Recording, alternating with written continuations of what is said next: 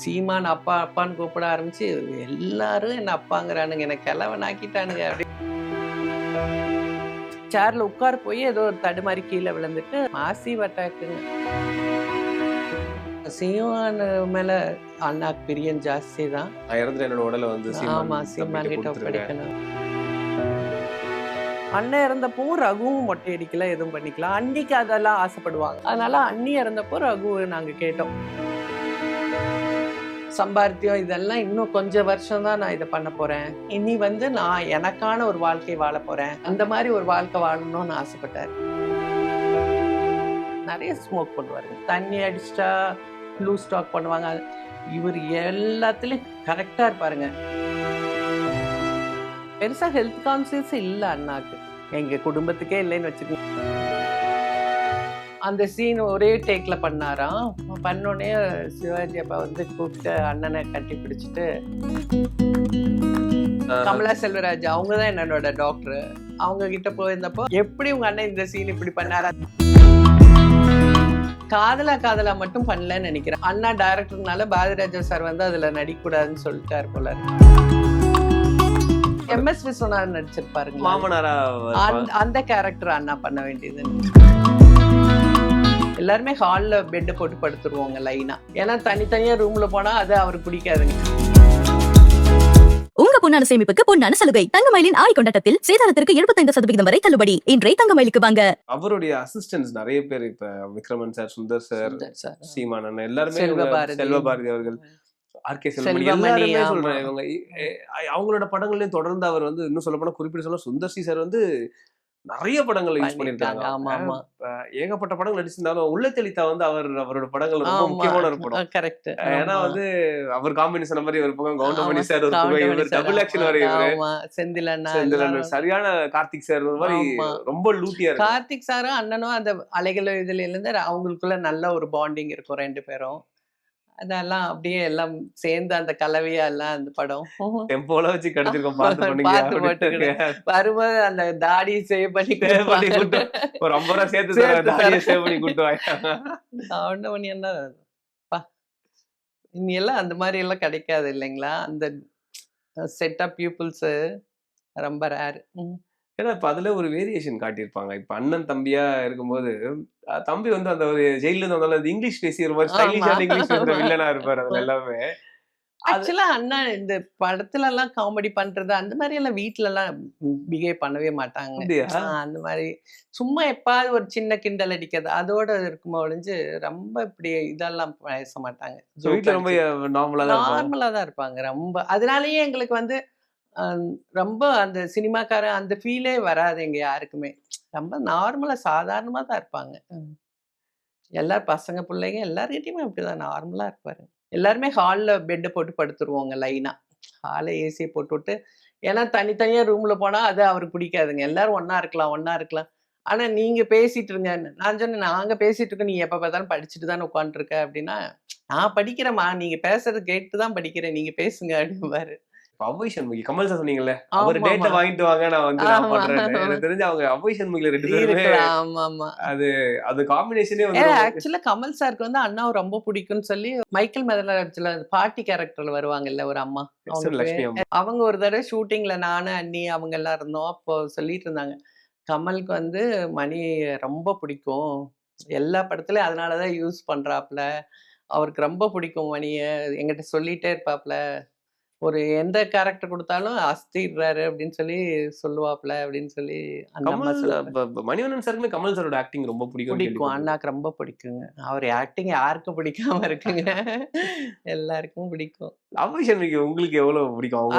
அதான் தம்பி, நான் வந்து தருண் பெரிய சன் வந்து வயிற்றுல இருக்கும்போது கமலா செல்வராஜ் அவங்கதான் என்னோட டாக்டர், அவங்க கிட்ட போயிருந்தப்போ அந்த அவங்க அசிஸ்டன்ட் டாக்டர்ஸ் எல்லாம் இருப்பாங்கல்ல, அவங்க எல்லாரும் வந்து இந்த கதையை தான் பேசிட்டு இருப்பாங்க. அதுல ஜெமினி சார் எல்லாரும் என்கிட்ட வந்து எப்படி உங்க அண்ணன் இந்த சீன் இப்படி பண்ணாரு, அந்த படி இறங்கி வரும்போது பேசுறது. அந்த கீதான்னு ஒரு டாக்டர் இருந்தாங்க, அவங்க எல்லாரும் இதை பத்தியே பேசுவாங்க என்கிட்ட, அவை சண்முகி பத்தியே பேசிட்டு இருப்பாங்க. டெல்லி கணேஷ் சாரும் செம்மையா நடிச்சிருப்பாரு. அதுல எல்லாமே ரொம்ப நல்லா நல்லா பண்ணியிருப்பாங்க. ஏன்னா அதுக்கப்புறமா கூட அவங்க பம்மல் இப்ப கேசம் மட்டும் பார்த்தாலும் அது நல்லா இருக்குங்க. அந்த ஆமா. சில காமெடி எல்லாம் திருப்பி பார்க்கும்போது நம்மளுக்கு போர் அடிக்கும். இந்த படம்லாம் திருப்பியும் பார்க்கறது நல்லா தான் இருக்கு. ரொம்ப எதார்த்தமா இருக்கும். ரசிக்கிற அவங்க மாரி ரசிக்கிற இருக்க மாதிரி மாரி இருக்கும். இருக்கும். ஏன்னா அதுக்கப்புறம் கூட பஞ்சதந்திரம் பண்ணியிருக்காங்க. பம்மல் கேசம் பஞ்சதந்திரம் மட்டும் ஆமாமா. பண்ணியிருக்காங்க. காதலா காதலா மட்டும் பண்ணலன்னு நெனைக்கிறேன். அப்ப ஏதோ யூனியன் ப்ராப்ளம் போயிட்டு இருந்துச்சுங்க. டைரக்டர்ஸ் யூனியனுக்கும் ஆக்டர்ஸ் அதுல அண்ணா டைரக்டர்னால பாரதிராஜா சார் வந்து அதுல நடிக்கக்கூடாதுன்னு சொல்லிட்டாரு போல இருக்கு. அதுல வருத்தம் அவருக்கு பண்ண க முடியலன்னு. கமல் சாருக்கு வருத்தப்பட்டாரு அப்படின்னு சொல்லி அண்ணா சொல்லுவாங்க. எந்த ரோல் வடிவேலு சார் பண்ண ரோலா? இல்ல இல்ல எம்.எஸ். விஸ்வநாதன் நடிச்சிருப்பாருங்களா? மாமனாரா இருப்பாங்க. அந்த கேரக்டர் அண்ணா பண்ண வேண்டியதுன்னு ஓ! ஆமா. ரம்பா அவங்களுடைய அப்பாவா அப்பாவா கேரக்டர். வருவாங்க இல்லையா? ரஜினி சார வச்சு அவரால இயக்க முடியல. அது ஏதோ மிஸ் ஆமா, ஆயிடுச்சு. ஆமா. கொடி பறக்கத்துல ஆனா பண்ணாங்க. அது பத்தி வருத்தம்லாம் அதான் பட்ட அது மாரி இல்லன்னு சொன்னீங்க. இல்லைங்க. ஆனா வருத்தம் பட்ட அதுக்கப்புறம் சேர்ந்து நடிச்சிருக்காங்க. சொன்ன மாரி நெறைய படையப்பா, படத்துல நடிச்சிருக்காங்க. ஆமா, ஆமா. சிவாஜிலாம் வந்து லேட்டர் பார்ட்ல ஆமா, அப்பாவே நடிச்சாங்க. நடிச்சாங்க. கரெக்ட். அப்பாவும் நடிச்சது பத்தி தான் சொன்னாங்களே. ஏன்னா அவர விட இல்ல சீனியர் வேற வயசுல அதெல்லாம் இவரு. அதெல்லாம் சொன்னது இல்ல. அவரோட அசிஸ்டன்ட்ஸோட ஒர்க் பண்றது இப்ப நீங்க பொதுவா ஷேர் பண்ண மாட்டான்னு சொல்றீங்களா? பட் அவங்களெல்லாம் பத்தி ப்ரௌடா பேசியிருக்காரா? நமக்கு நமக்கு நம்ம கிட்ட வேலை பார்த்த பசங்க எல்லாருமே நல்ல நல்ல எல்லாருமே படங்கள் பண்றாங்க. எல்லார பத்தியுமே சுந்தர் சி பத்தி நெறைய இதா தான் சொல்லுவாரு. ரொம்ப பிடிக்கும் அண்ணாக்கு. செல்வமணி அண்ணாவ, அப்புறம் இவரு சீமானெல்லாம் ரொம்ப அண்ணாக்கு பிரியமானவங்க மகன் தான். மாரி தான் கிட்டது. அவர் அப்பான்னு தான் ஆமா, அவர கூப்பிடவே செய்வாரு ஆமா இல்லையா? கூப்பிடுவாரு. அது சொல்லிக்குவாரு. என் வயசு நானும் சீமானும் ஒரே வயசு தாங்க. ஓகே. கிட்டத்தட்ட ஒரு வயசுன்னு நெனைக்கிறேன். ஒரு 6 மந்த்ஸ் அந்த மாரி டிஃபரன்ஸ் இருக்கும். அப்ப இந்த சீமான் அப்பா அப்பான்னு கூப்பிட ஆரம்பிச்சு, எல்லாரும் என்ன அப்பாங்கிறானுங்க. என்ன கிழவனாக்கிட்டானுங்க அப்படின்னு சொல்லி சும்மா கிண்டலுக்கு சொல்லிட்டு அதான் இருப்பாரு. புரியுது. சீமானுக்கு ரொம்ப அண்ணன் மேல அஃபெக்ஷன்ங்க. ஆமாமா. இப்ப ஸ்டார்ட்டிங்ல இருந்தே ஒரு இதா தான் இருப்பாங்க. அமைதிப்படையில அவங்களுமே அந்த ஸ்டேஜ்ல உட்கார்ந்திருப்பாங்க இல்லையா? அந்த அந்த ஆமா, சீன்ல கரெக்ட். நடிச்சிருப்பாங்க அவங்களுமே ஆமா. அதுல. ராசா மகன்ல வந்தாருன்னு ஸோ நெனைக்கிறேன். சுந்தர் சி வந்து அமைதி படையப்ப தான் வந்தாப்லன்னு நெனைக்கிறேன். வந்து ஆனா இமிடியேட்டாவே அவங்க ஆமா, டைரக்டரா டைரக்டர். நாகராஜ் சோழன் மேடையில கூட சொல்லியிருந்தாங்க இருக்கும்போது. நான் இறந்துட்டு என்னோட உடல வந்து சீமான் ஆமா, தம்பிட்ட சீமான் கிட்ட குடுத்துருங்க. ஒப்படைக்கணும். ஆமா, ஒப்படைக்கணும் ஆமா, அப்படின்னு சொல்லி அந்த ஆமா, அவங்க அவருடைய ஆதரவாளராவே இருந்தாங்க. ஆமா, ஆமா, ஓப்பனாவே ஆமா. சொன்னாங்க. வந்து நான் நாம் இவங்களுக்கு தான் தமிழர் சப்போர்ட் கட்சி. பண்றேன். நாம் ஆமா, தமிழுக்கு சப்போர்ட் பண்றேன்னு சொல்லி. ஆமா, அந்த அளவுக்கு அவரு அவங்க கொள்கை மேல இருக்கப்பட்ட அவர் மேல அவ்வளவு அலாதி ஒரு பிரியம் இருந்துச்சு அவருக்கு. ஆமா. சீமான் மேல அண்ணாக்கு பிரியம் ஜாஸ்தி தான். ஆனா அவரு கேட்டது வந்து நான் நெனைக்கிறேன் புலிக்கொடி அந்த பிரபாகரன் தம்பி அவரோட விடுதலை கொடி புலிகள் மேல. விடுதலை புலி கொடி தான் அவரு விரும்பினாருன்னு நெனைக்கிறேன். அததான் போத்துனாங்கன்னு நெனைக்கிறேன். ஆமாமாமா. அதுதான் அவர் மேல போட்டாங்க. ஆனா அவரு எல்லாத்த விடையும் அவர வந்து பிரபாகரன்னா அவருக்கு ஒரு உயிரு. அவரு போய் நான் அவருக்கு போய் அந்த இதுல என்னோட லைஃப் டைம்ல அங்க போய் நான் ஒருத்தரா இணைய முடியலையேன்னு நான் அங்க இருந்து பிறந்து அங்க அவரோட இருந்திருக்கணும் அப்படின்னு நெனைச்சாரு. அந்த அளவுக்கு அவர் மேல பற்று வச்சிருந்தாரு. இந்த லைஃப் எல்லாம் இல்லாம, நான் அவருக்கு அங்க ஒரு போராளியா நான் நான் இருந்திருக்கணும். ஈழத்துல இருந்திருந்தா வந்து நானு நான் ஒரு போராளியா இருந்திருக்கணும் அப்படின்னு ஆசைப்பட்டாரு. அப்புறம் சொல்லுவாரு, இந்த சம்பாரித்தியம் இதெல்லாம் இன்னும் கொஞ்சம் வருஷம் தான் நான் இத பண்ண போறேன். இதுக்கப்புறம் எனக்குன்னு ஒரு வாழ்க்கை. அந்த வாழ்க்கை உங்களுக்கு எல்லாத்துக்கும் நான் ஃபுல்ஃபில் பண்ணிட்டேன். இனி வந்து நான் எனக்கான ஒரு வாழ்க்கை வாழப் போறேன். அது அப்படியே அந்த மாரி ஒரு வாழ்க்கை வாழணும்னு ஆசைப்பட்டாரு. மேடையில சொன்னாரு இல்லீங்களா? என்னோட உடல வந்து என்னோட தம்பி என்னோட மகன் சீமானுக்கு மகன் தான் சீமான் குடுக்கணும்னு. கொடுக்கணும். ஆனா எந்த சடங்கும் யாரும் பண்ணக்கூடாது. நான் ஆமா, இறந்தா ஆமா. அப்படின்னு அப்படிதான் இது ஆக்சுவலா நடந்துச்சா? நாங்க பண்ணல எதுவும். ஏன்னா எங்க அப்பா இறந்தப்பவே எங்க அண்ணன் வந்து அதெல்லாம் விரும்பல. அப்போ எங்க அம்மாக்கு கோடி போடுறது, அ அ ச ஒயிட் சாரி கட்டக்கூடாது அதெல்லாம் சொல்லிட்டோம். மாங்கல்யம் கூட எடுக்கக்கூடாதுன்னு சொன்னோம். ஆமா எங்க அண்ணன் சொன்னா, "அம்மா எனக்கு வந்து மொட்டை அடிக்க சொல்லுவாங்க இல்லைங்களா?" அப்போ அண்ணா சொன்னாங்க, என்னையும் எங்க அக்காவ 3 பேரையும் கூப்பிட்டு சொன்னாங்க, "அம்மா எனக்கு வந்து என்னோட கொள்கைய நான் யார்கிட்ட காட்ட முடியும்? எங்க அப்பா இதுல தானே காட்ட முடியும். எனக்கு இதுலலாம் உடன்பாடு இல்ல" அப்படின்னாங்க. "உனக்கு என்ன பிடிக்குதோ அத செய்யுண்ணா." நாங்க 3 பேருமே அதான் சொன்னோம். "உனக்கு என்ன பிடிக்குதோ அத பண்ணிக்கலாம். எங்களுக்கும் எதுலயும் அந்த மாரி மூட நம்பிக்கையிலலாம் எங்களுக்கும் நம்பிக்கை இல்லங்க." அதனால எங்க அம்மாக்கு நாங்க எதுவுமே பண்ணல. அண்ணாவும் மொட்டை அடிக்கல, எதுவும் பண்ணிக்கல. அதே மாரி அம்மா இறந்தப்பவும் அண்ணா எதுவும் பண்ணிக்கல. அண்ணன் இறந்தப்பவும் ரகுவும் மொட்டை அடிக்கல, எதுவும் பண்ணிக்கல. அண்ணிக்கு அதெல்லாம் ஆசைப்படுவாங்க. அதனால அண்ணி இறந்தப்போ ரகுவ நாங்க கேட்டோம். "அம்மா ஆசைப்படுவாங்கல்ல கண்ணு, நீ பண்ணிக்கோ" அப்படின்னு. அப்ப அவன் மொட்டை அடிச்சுக்கிட்டான். அப்பாக்கு பண்ணல, எதுவுமே ரகுவும் பண்ணல. ஏன்னா அவரு விரும்ப மாட்டாரு அதெல்லாம். அதனால நாங்க எதுவுமே பண்ணல. இதெல்லாம் நம்பிக்கை எனக்கும் இல்ல அதுலலாம். ஏதோ கடவுள் இருக்கிறாருன்னு நம்புவேன். அது ஏதோ ஒரு சக்தி, எந்த ரூபத்திலயும் நான் பார்க்கல. ஏதோ ஒரு பவர் இருக்கு அப்படின்னு நினைப்பேன். அப்புறம் ரொம்ப புவர் ஈட்டர் அப்படின்னு சொன்னீங்க. பெருசா சாப்பிட ஆமா, மாட்டாரு ஆமா. அப்படின்னு. புவர் இருக்கு. செயின் ஸ்மோக்கர்ன்னு கேள்விப்பட்டிருக்கோம் அப்படி. செயின் ஸ்மோக்கர் தான். நாங்க திட்டுனா, சரிம்மா நான் விட்டுர்றேன். நான் சண்டை போடுவேன். நான் மட்டும் தான் இந்த வேலையெல்லாம் பண்ணுவேன். அண்ணாவோட நல்லா சண்டை போடுவேன். நீ விட்டா தான் இல்லைன்னா உன் கூட பேச மாட்டேன் அப்படின்னாலும் சொல்லுவேன். சரிம்மா விட்டுர்றேன் அப்படின்னு. இப்படியே தான் சொல்லிட்டு இருக்கிறேன். எங்க விடுற அப்படின்னு. சரி விடுவாரு. அப்புறம் பார்த்தா எங்க முன்னாடி பிடிக்க மாட்டாரு. அப்புறம் பிடிப்பாரு. நெறைய ஸ்மோக் பண்ணுவாருங்க. மது பழக்கமுமே அவருக்கு. அது வந்து 2006லயே ஸ்டாப் அதான் நீங்க பண்ணிட்டாரு. சொன்னீங்க. ஆமா, அதுக்கப்புறம் ஆமா. விட்டுட்டாங்கன்னு ஆமா. சொல்லிட்டாங்க. ஒரு 6, 7 வருஷம் சாப்பிடல அண்ணா. எனக்கு தெரிஞ்சு சாப்பிடல. கடைசியா ஒரு 6 மாசம் இறக்கறக்கு 6 மாசத்துக்கு முன்னாடி இருந்து சாப்பிட ஆரம்பிச்சேன். தண்ணி அடிச்சிட்டா வேற மாரி பேசுவாங்க. லூஸ் டாக் பண்ணுவாங்க. இவரு எல்லாத்துலயும் கரெக்ட்டா இருப்பாருங்க. அதான் வீட்லயே தான் நான் என்ன தண்ணி அடிச்சிருக்கேன், மறந்துட்டேன்னு நெனைக்கிறீங்களா? எல்லாம் ஞாபகத்துல இருக்கு அப்படிம்பாரு. அது குடிச்சிட்டு ரகளை பண்றதோ, அந்த மாரியெல்லாம் எதுவுமே இருக்காதுங்க. ரொம்ப டீசென்ட்டா போவாங்க. அதான் 2006ல எங்க அம்மாக்கு வந்து கொஞ்சம் முடியாம ஆயிட்டாங்க. அந்த டைம்லயே அண்ணாவும் வந்து ஸ்டாப் பண்ணிட்டாங்க. அண்ணாவுக்கும் கொஞ்சம் லிவர்ல ப்ராப்ளம் வருதுன்னு சொன்னதுனால, 2006லயே ஸ்டாப் பண்ணிட்டாருங்க. ம். ட்ரிங்க்ஸ் சாப்பிடுறதே இல்ல. 2013க்கு முன்னாடி ஒரு அண்ணி இறக்கறக்கு ஒரு 6 மந்த்ஸ் முன்னாடி இருந்து மறுபடியும் சாப்பிட ஆரம்பிச்சாங்க. ம்ஹ்ம். அந்த அண்ணிக்கு இப்படி இதாயிட்டாங்களே, அவங்கள லாஸ்ட் ஸ்டேஜ் ஆயிடுச்சுங்கிறத அவரால அக்செப்ட் பண்ணிக்க முடியாம, அதுக்காக நானும், எங்க அண்ணா பொண்ணு பாப்பாவும் அண்ணாவோட சண்டை போட்டுக்கிட்டு இருந்தோம். பேசாம கூட இருந்தேன் நானு 1 மாசம். அந்த இந்த வீடு பால் காய்ச்சினது வந்து ஜூன் 13ங்க. அண்ணா ஜூன் 15 இறந்துட்டாங்க. 2 டேஸ்ல. சாப்பாடு சரியா அதாவது ஃபுட் கிடையாது. கரெக்ட்டா ஆனா எடுக்க மாட்டாரு. ட்ரிங்க்ஸ் ஸ்மோக்ங்கிறதுனால கொஞ்சம் அது ரொம்ப அவருக்கு உடம்ப அஃபெக்ட் இருக்கலாம், பண்ணிருச்சு அது. இருக்கலாங்க. ஆனா அண்ணாக்கு சுகர் கிடையாது, பிபி கிடையாது, எதுவுமே இல்லங்க. நார்மலா தான் இருந்தாங்க. அண்ணா இறக்கறக்கு 1 வாரத்துக்கு முன்னாடி ஒரு இந்த மாரி இன்டர்வியூல சேர்லருந்து கீழ விழுந்துட்டாங்க. சேர்ல உட்கார போய் ஏதோ தடுமாறி கீழ விழுந்துட்டு, உடனே இம்மீடியட்டா இசிஜி எல்லாமே பண்ணியிருக்காங்க. எக்கோ டெஸ்ட் எல்லாமே நார்மலா தான் இருந்திருக்கு. மாசிவ் அட்டாக்குங்க. அது என்ன சொல்றது? வித்தின் செகண்ட்ல இதாயிடுச்சு. ஏன்னா 59 அப்படின்றது வந்து 58ங்க 58 இறக்கும்போது. ஆமா இறக்கும்போதுன்றது ஒரு இறக்கும்போது. ஜூன்ல இறந்தாரு இல்லைங்களா? அந்த ஜூலைல அவரோட பிறந்த நாள். ஜூலைல பர்த்டே வந்துச்சு. அதான் 58த் பர்த்டேவாவா இருக்கும்.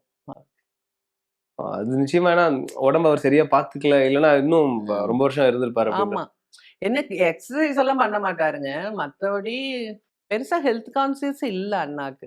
எங்க குடும்பத்துக்கே இல்லைன்னு வச்சுக்கோங்க. எனக்குமே கிடையாது அந்த ஹெல்த் கான்ஷியஸ். குடும்பத்த யாருமே அது பெருசா மைண்ட் பண்றதில்ல. ஆனா பண்ணணும். அதான் நானு. எங்க பெரியக்காவும் 58ல இறந்துட்டாங்க. 58 ஏஜ்ல. அவங்களுக்கு லிவர்ல ப்ராப்ளம். அவங்க என்னங்க குடிச்சாங்களா? அவங்க ஸ்மோக் பண்ணாங்களா? ஒண்ணும் இல்ல. அவங்களுக்கு லிவர் ப்ராப்ளம் இருந்துச்சு. எங்க மதருக்கும் லிவர் ப்ராப்ளம் இருந்துச்சு. ஹெரிடிட்டியாவே எங்களுக்கு ஏதோ ப்ராப்ளம் இருந்திருக்கும் போல இருக்கு. அண்ணாக்கு லிவர்லலாம் ஒண்ணும் பிரச்சனை இல்ல. இறக்கும்போது மாசிவ் அட்டாக் தான். ஸ்பைனல்ல தான் சர்ஜரியா நடந்துச்சுங்க. ஒரு அண்ணாக்கு ஆக்சிடென்ட் அந்த 90ஸ்ல அவருக்கு ஏதோ ஒரு ஆனதுல வந்து ஒரு கம்ப்ரஷன் இருந்துச்சு. அதனால கொஞ்சம் காலு இழுத்து இழுத்து நடந்துட்டு இருந்தாருங்க. நாங்க நெனச்சோம் வேற ஏதோ பிரச்சனைன்னு நெனச்சுட்டு இருந்தோம். அப்புறம் கங்கால செக்கப் பண்ணப்ப தான் சொன்னாங்க, அவருக்கு ஸ்பைனல் டிஸ்க்ல வந்து கம்ப்ரஷன் இருக்குன்னு சொல்லிட்டு 2 சர்ஜரி நடந்துச்சுங்க. அதுக்கப்புறம் கொஞ்சம் ரொம்ப நல்லா நடந்தாருன்னு சொல்ல முடியாது. கொஞ்சம் லிம்ப் பண்ணி தான் நடந்துட்டு இருந்தாரு. நாகராஜ் மேலே கொஞ்சம் கஷ்டப்படுவாங்க அவங்க. ஆமா அந்த கொஞ்சம் நடந்தாரு. கஷ்டப்பட்டு ஆமா, தான் எடுத்து நடிச்சது எல்லாம். ஆமா, த்ரூ அவுட் ஃபிலிம் இருப்பாரு, டைரக்டும் ஆமா, ஆமா. பண்ணியிருப்பாரு. சரியா டைம் சாப்பிட மாட்டாரு. வீட்லேருந்து கேரியர் பெரிய கேரியர் குடுத்து விடுவாங்க. யாரும் சொல்லுவாங்க. அந்த கேரியர் எல்லாம் என்னென்ன இருக்குன்னு அண்ணாட்ட ஒரு அசிஸ்டன்டா சேதுன்னு ஒரு அண்ணா இருந்தாரு. அவங்க என் ஹஸ்பண்டுக்கு ஃப்ரெண்டு. அவரு தான் சொல்லுவாரு. ஷூட்டிங் கேரியர் வந்துருன்னு வீட்லேருந்து வந்தோனே என்னென்ன இருக்குன்னு ஐட்டம்ஸ் காமிச்சிருப்பா. அண்ணி ஃபோன் பண்ணுவா சொல்லணும். அண்ணிகிட்ட சூப்பரா இருந்துச்சும்மா. அது குடுத்துட்டு இருந்தீல்ல. அது நல்லா இருந்துச்சு. இது நல்லா இருந்துச்சுன்னு சொல்றாங்க. ஒண்ணுத்தையும் சாப்பிட மாட்டாரு. சாப்பிட மாட்டாரு. எல்லாருக்கும் எல்லாரையும் சாப்பிட வச்சு பாப்பாருங்க. சந்தோஷப்படுவாரு. யார் வந்தாலும் சாப்பிடணும். அது மாரி ஆசைப்படுவாரு. சிவாஜி சாருமே ரொம்ப அவருக்கு வந்து ஆமாம். அவருக்கு ஒரு பெரிய பிரியம்னு சொன்னீங்க. ஆமாமா. ஜல்லிக்கட்டு வந்து அது ஜல்லிக்கட்டு ஏன்னா ஆமா அந்த விழா மேம், அதாவது இப்போ வரைக்கும் யூடியூப்ல ட்ரெண்ட் ஆகுறது வந்து ட்ரெண்ட் ஆயிடுச்சு. எம்ஜிஆர் ஐயா காலத்துக்கிட்ட கடைசி ஒரு ஆமா விழா அது. ஃபங்க்ஷனுங்க. ஆமா. நாங்க அதுக்கு போயிருந்தோம். வள்ளுவர் போயிருந்தீங்களா? வள்ளுவர் கோட்டத்துல கோட்டத்துல நடந்தது. நடந்துச்சு. ஆமா, ஆமா. ஏன்னா எம்ஜிஆர் ஐயா, சிவாஜி ஐயா, ஆமா. நம்பியார் சாமி நம்பியார் இருக்காங்க. சாமி இருந்தாரு. எல்லாரும் Manivannan sir, Sathyaraj sir correct, அப்படியே கரெக்ட். பெரிய ஒரு பட்டாளமே ஆமா, ஆமாங்க. அதுல இருக்கும் விழாவை பார்க்கும்போது. அது எப்படி இருந்துச்சு? அவர் இயக்குறது எப்படி இருந்துச்சு? அது நீங்க ஷூட்டிங் போயிருக்கீங்களா இல்ல ஜல்லிக்கட்டு? அது ஜல்லிக்கட்டு ஷூட்டிங் ஒரு நாள் போனேன். ஆனா இவரு நடிச்சதுக்கு போகல. சிவாஜி சார் நடிச்சதுக்கு போல. ராதாவும் இவங்கள நடிச்சது மைசூர்ல எடுத்துட்டு இருந்தாங்க. அந்த ஓகே. ஷூட்டிங்க்கு போனோம். இதுக்கு போகல நாங்க. சிவாஜி சாரோட ஷூட்டிங் அம்மா தான் போயிருந்தாங்க. நான் போகல. அப்ப சொன்னாராம் சிவாஜி சார் சொன்னாராம், "அம்மா மணி நல்லா பார்த்துக்கணும் அம்மாவெல்லாம்" அப்படின்னு சொல்லிட்டு இருந்தாரு. "அம்மா தான் நம்மளுக்கு எல்லாமே. நீ அம்மாவ நல்லா பார்த்துக்கணும்" அப்படின்னு சொல்லி எங்க அம்மா வந்து சொல்லி ரொம்ப சந்தோஷப்பட்டுட்டு இருந்தாங்க. எவ்வளோ பெரிய மனுஷன் இப்படி சொல்றாரு அப்படின்னு. அவரோட ஷூட்டிங் எக்ஸ்பீரியன்ஸ் உங்ககிட்ட ஷேர் பண்ணிருக்காரா மணிவண்ணன் சார்? சொல்லியிருக்காங்க. அண்ணா வந்து படையப்பா ஷூட்டிங் முடிச்சுட்டு வந்து சொல்லிட்டு இருந்தாங்க. ஆக்டரா சொல்லிருக்காங்க. சொல்லிட்டு இருந்தாங்க. அதுல வந்து அந்த சீன் வரும் இல்லைங்களா? அண்ணா வந்து சொத்து பிரச்சனை சொல்றீங்களா? சொத்து பிரச்சனை அண்ணா மட்டும் டயலாக் வரும். ஆமா. எல்லாரையும் பேசி கரெக்ட், கரெக்ட். அந்த சீன் ஒரே டேக்ல பண்ணாராம். பண்ணோடனே சிவாஜி அப்பா வந்து கூப்பிட்டு அண்ணனை கட்டி பிடிச்சிட்டு தாடிக்காரன் தான் சொல்லுவாங்க. தாடிக்காரா நீ நம்ம இத காப்பாத்திட்டடா அப்படின்னு சொன்னாரு அப்படின்னு சொல்லி பயங்கரமா சந்தோஷப்பட்டாரு அப்படின்னு சொன்னாங்க. ரவிக்குமார் சாரே குறிப்பிட்டிருக்காங்க. ஆ, என்னடா பொழந்து கட்டுறான் இவன், ஆ. ரெடியா இல்லடா இவன் நம்ம தாண்டுறோம் போல இருக்கு. நம்ம கொஞ்சம் நல்லா ப்ரிப்பேர்டா இருக்கணும்டா நம்ம அப்படின்னு சொல்லுவாங்க. சொல்லுவாங்க. அந்த அளவுக்கு இவர் வந்து ரொம்ப அவரை ஆமா. சர்ப்ரைஸ் பண்ணுவாருன்னு சொல்லிட்டு இருந்தாங்க. இனிஷியலா சிவாஜி அப்பா பத்தி நிறைய அடிக்கொருக்கா பேசிட்டே இருப்பாங்க. அவருக்கு அவ்வளவு பெரிய இதா இருக்கிறாரு, லெஜண்ட் தான். ஆனா அவருக்கு வந்து காயின் அவர்கிட்ட பைசாவே வச்சுக்க மாட்டாருங்களாமா சிவாஜி சாரு. இந்த ரூ. 1 காசு, ரூ. 2 காயின் எல்லாம் வந்த புதுசுல, அதெல்லாம் காட்டுங்கப்பா நான் என்ன இருக்குன்னாவது தெரிஞ்சுக்கிறேன்னு சொல்லி வாங்கி பார்ப்பாரு.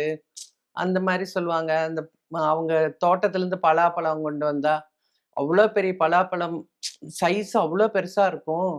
சாப்பிட்டு பாரு மணி அப்படி இருக்கும்னு எல்லாம் வீட்டுக்கெல்லாம் குடுத்து அனுப்புவாங்க. அந்த மாரி பலாப்பழம் எல்லாம் நம்ம வீட்டுக்கு குடுத்து அனுப்புவாருங்க. அவங்க வீட்லேருந்து. பிரபு சார் வந்து அவங்க ஒய்ஃபும் அம்மாபேட்டை, அண்ணி அம்மாபேட்டைன்னா அது அடிக்கொரு "அண்ணி நீங்க 2 பேரும் ஒரே ஊரு" அப்படின்னு சொல்லி அண்ணிகிட்ட பேசுவாரு. நல்ல பிரியமா தான் இருப்பாங்க.